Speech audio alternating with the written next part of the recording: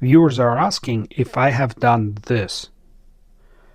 I have not, and tonight we fix it.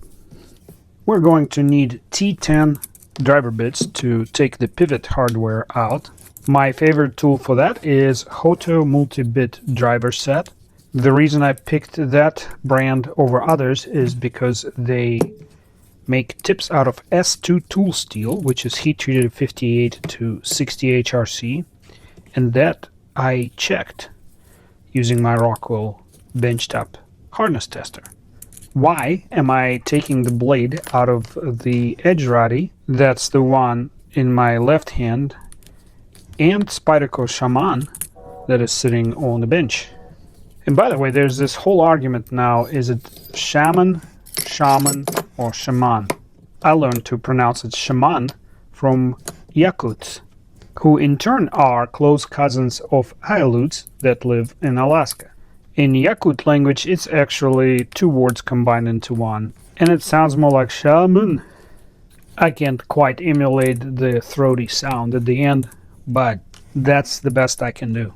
I digress. As I'm trying to remove the pocket clip using T6 screwdriver, another Central Asian word comes to mind, shaitan, which is equivalent to the other word starting with a SH, both in English and in German, although shaitan means devil. And what the devil am I doing here heating up the screws? Well, it's simple. The handle is constructed of aluminum, which is not very susceptible to relatively low temperature. I exposed it to just now. And it melts whatever crazy glue style Loctite Spyderco insists on putting under a pocket clip. Come on, Spyderco, from knife to knife to knife, with few exclusions. You do this to us, and that's the one part that you expect us to remove and move it on the left side, just in case you're lefty. So maybe they don't get enough complaints from the 10% of left-handed population, but you know, it's been an annoyance for years. The complaints, they fall on the deaf ears. Shaitan. So why the heck am I completely taking this knife apart, including the pocket clip, if I'm only going to swap the blade? That is because I want to see if, along with the blade, I want to swap hardware, moving the blacked out hardware of Shaman onto Edg-e-ratti, and vice versa. See what I did here? I said Edgerati, because if I'm going to insist on Shaman being pronounced as Yakutians do, I should also insist to pronounce Edgerati the way Italians pronounce Maserati. Apparently, Sal Glesser named the knife after that Italian car, because some decades ago Maserati made a tubular construction magnesium frame car, which was super lightweight, and it impressed young and impressionable Sal of the day so much, he waited a number of decades to create a knife with reference to that name. And speaking of races, I don't have a pit crew, I'm doing it all myself. Can you tell I watched Talladega Nights during Christmas break? And since I don't have a crew, I also don't have a gear pull tool. And so I am extracting the pivot barrel using a very simplified Baba method with a 3/32 pin and my little persuader. So the traditional Shaman has very tight tolerances, pivot being inserted into the liner with what I can only describe as interference fit or very, very tight slip fit. In contrast, Edg-e-ratti is much easier to disassemble and reassemble because it's truly a slip fit without interference. And therefore, to reinsert the pivot barrel into Shaman's liner, I need to use the persuader. At this point, I kind of realize that I will not be able to swap out blacked out hardware from Shaman to Edg-e-ratti because there are differences in screw types, button heads or mushroom heads versus countersunk, and screw lengths, and we'll get to that in a minute. So it's not an easy swap, and I'm having to stick with black hardware on a black knife. Imagine that. I recognize that this is not my typical video, probably because I am still recovering from ham-induced coma after visiting in-laws for Christmas. But slowly but surely, I am approaching to actually giving some useful instructions here. So, as you can see, I attached the backspacer to the liner and the handle scale before I put the blade on. That allows me to line up and click in place. Yes, on this knife, it has to click in place both the stop pin and the pivot barrel. That's where it clicks. And now I am putting the middle screw into the back spacer.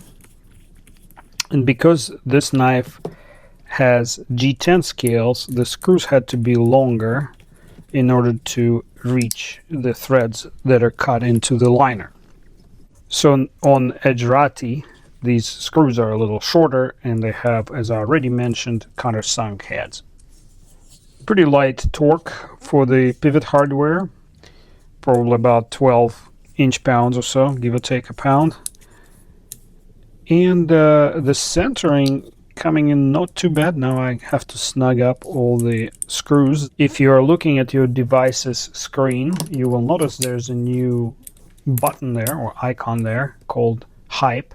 Hyping the video really helps small channels to get recognized within the community. This option is not available to channels whose subscriber base is 500,000 or more.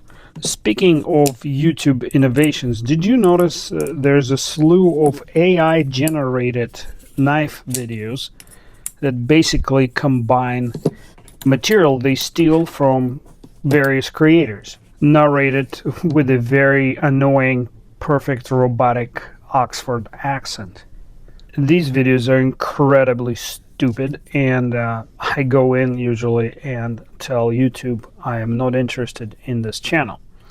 If everyone does the same, eventually it'll stop trying to show these videos to people who watch a lot of knife content, and these shills will die off and disappear into great yonder. Most of the time you can identify those videos by an idiotic, unrealistic looking knife set in a perfect background of some sort. I am talking about the thumbnail, of course. So to viewers, if you're seeing a video with different hands handling the knife, from knife to knife, that means it's AI generated crap. To the content creators, please protect yourself and the rest of us from this shit by clicking No Remixing Allowed option when you're uploading the video.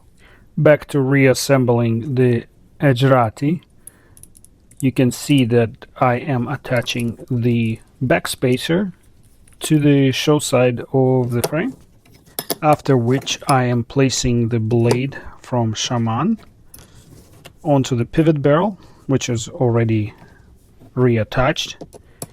And now I'm putting the stop pin in. And this is a little trick. You have to push the spring piece, spring bar, all the way to the back of its recess. And then when it drops in, without clicking or anything else, it just sits on top of everything. And you can now tighten the screw. And now there's a little bit of a spring-loaded play between the two frame halves. I wouldn't worry about it. I think it's actually good to have it because it applies outward pressure onto the pivot screw, which means the entire frame of the knife actually acts as if it was a split washer and will prevent the pivot screw from backing out. At this point, you can start looking into blade centering and torquing all the rest of the screws.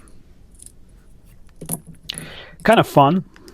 Maybe a good time to mention that these two knives came perfectly centered from the factory, but swapping the blades did eliminate that oversight, because everyone knows no Spyderco is supposed to be perfectly centered.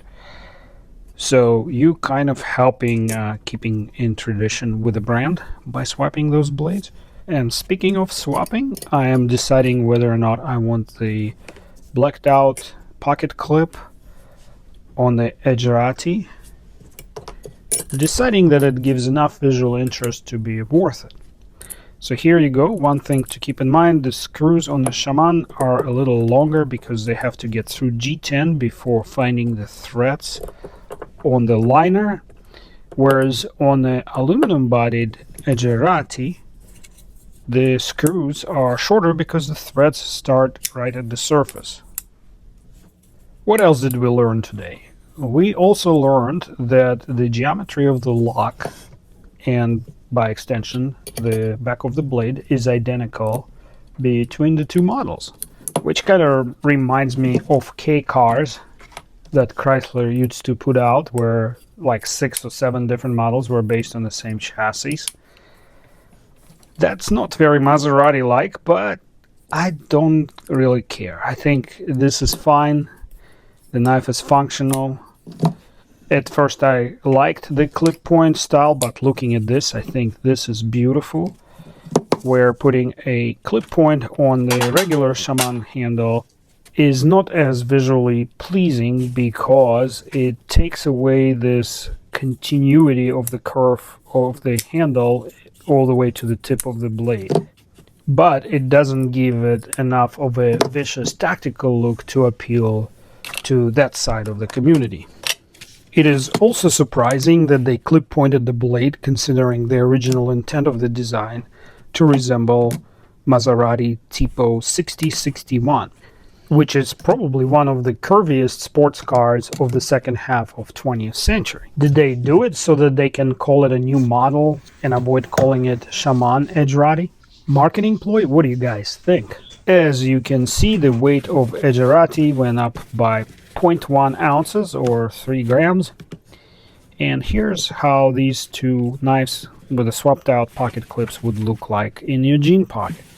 And due to obvious reasons, it's a lot, significantly harder to insert and extract Edgerati from the pocket.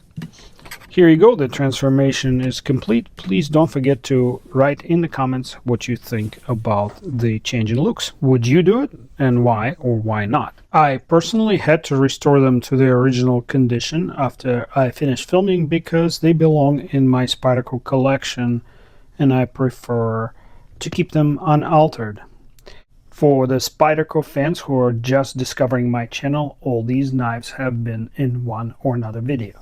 So if you are not a subscriber yet, the question is, why not? One more thing is worth pointing out. They switched to a different type of laser etching, or maybe they started on some other model, but it's the first time I'm observing it.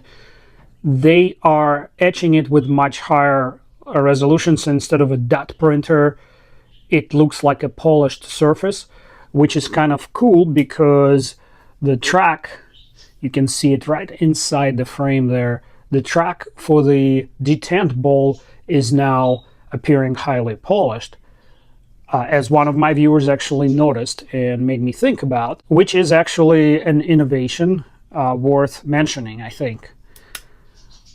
All in all, from the EDC perspective, I think this knife is more of a subtraction than an addition because of how rough going in and out of the pocket is with this style handles.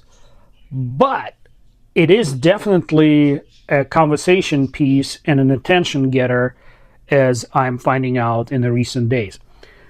So would you consider it more of a collector item or a next best EDC gadget? Let me know in the comments. And I would like to also mention that my channel has a membership program where, starting at $4, you can become a monthly supporter of my channel, and you can continue that for as long as you wish, or get out of it in a couple of months. Either way, I don't have a lot of perks for the members. Sometimes I post hardness test videos in that area just for the members, but eventually I publish those videos for everyone else to see within like days. So either way, I appreciate your support and have a great new year. Hopefully next Spyderco innovative model doesn't take them a year starting from a SHOT Show to when it's actually released. We'll see.